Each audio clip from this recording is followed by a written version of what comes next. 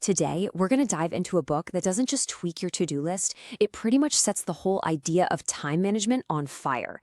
We're talking about Oliver Burkeman's 4,000 Weeks, and it forces us to rethink everything we thought we knew about productivity, anxiety, and our entire relationship with time itself. Okay, let's start with just one number, 4,000. Now, I know what you're thinking. Maybe that's the number of unread emails you have. And hey, it might be. But that's not what we're talking about here. This number, it's something way more profound. And it's deeply, deeply personal to every single one of us. Because 4,000, well, that's roughly how many weeks you get in an average life. When you see it laid out like that, it's kind of shocking, right? It feels incredibly, almost comically short. And Burkeman puts this number right up front for a reason. Our time is finite. And his whole point is that this isn't a problem we need to solve. It's a reality we need to embrace. Now, if our time is so short, the logical thing to do is to get hyperproductive, right? Just squeeze every last drop of value out of every single minute. But according to Burkeman, that's exactly where we get it all wrong. This is the big problem with our modern obsession with productivity. And here's Burkeman's core idea right from the book. He says the problem isn't the clock ticking down.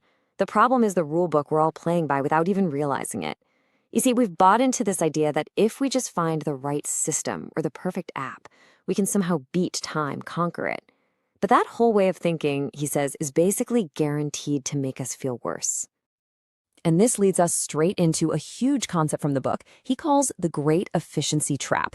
The subtitle really says it all. Getting more done, but feeling more overwhelmed. I mean, how does that even work? Well, think about it. The better you get at answering emails, the more emails people send you because they know you're fast. The quicker you finish your work, the more work you get assigned. The key is, being efficient doesn't actually clear the conveyor belt of life. It just speeds it up, throwing more and more stuff at you faster and faster. This image just captures the feeling perfectly. Burkeman creates this modern version of the old Greek myth Sisyphus's inbox. You spend all day pushing that giant boulder of tasks up the hill. You might even hit inbox 0 for one single glorious second, but then you look back and whoops, the boulder is already rolling right back down. The work is never, ever done. And this chart just lays out that disconnect so clearly. On the left, you've got the promise of all those productivity gurus. Get everything done, optimize your life, achieve total control. Sounds amazing. But the reality, the trap that Burkeman describes, is over on the right. Just this feeling of being totally overwhelmed, getting more demands on your time, not less, and a whole lot more anxiety. We're basically just chasing a ghost. And this quote just nails it. The very act of trying to fight and control time puts us in a cage. We end up serving our own productivity systems, constantly worried if we're using our time in the right way. Time ends up being the boss of us. Okay, so if chasing productivity is a trap, what on earth is the alternative? This is where the book gets really interesting and really deep. Burkeman's answer is what he calls the freedom of finitude. It's this wild idea that we find freedom not by breaking our limits, but by actually embracing them. And to explain this, he brings in the philosopher Martin Heidegger. And look, this is a total mind bender of an idea. The thinking goes like this. You don't have time like you have a wallet or a set of keys. You are time. Your life is the total amount of time you have. It's not some resource you get to manage from the outside. It's the very stuff you're made of.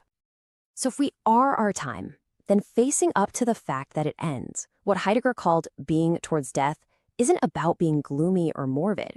It's about being honest. It's about being real. It's like knowing the movie has an ending is what makes you pay attention to every single scene. And this leads to such a brilliant flip on the classic FOMO, the fear of missing out. Instead, we can actually learn to feel JOMO, the joy of missing out. This is the real unlock.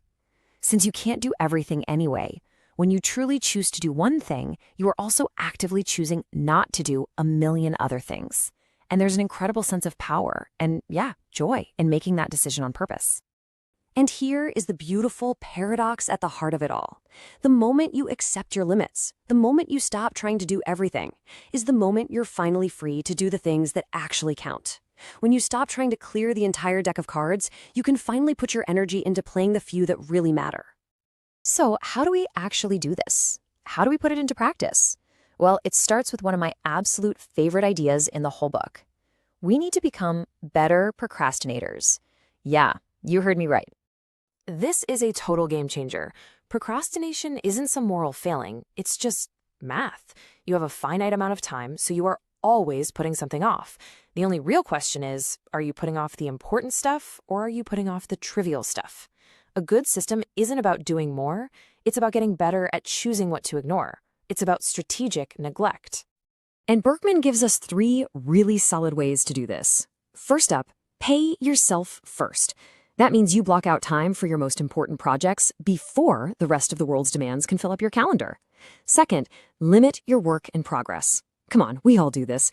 Instead of juggling 20 different projects, focus on actually finishing 1 or 2. And third, resist middling priorities. This is about learning to say no to all those kinda sorta interesting things that distract you from the truly great ones. Now, doing all this requires something our culture tells us is a bad word: settling.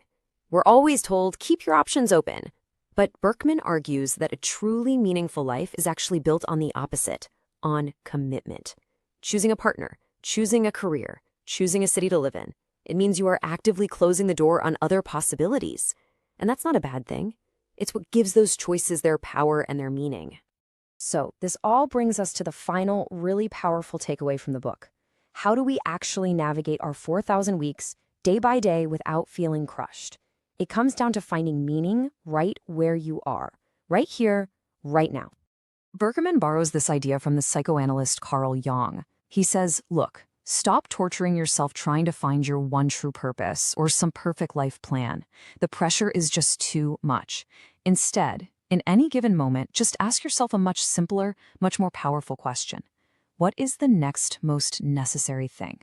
What's the one thing right in front of you that's calling out to be done?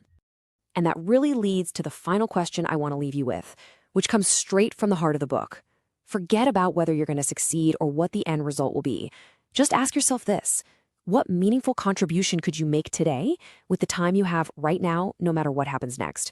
Because in the end, our 4,000 weeks are just a bunch of todays all strung together.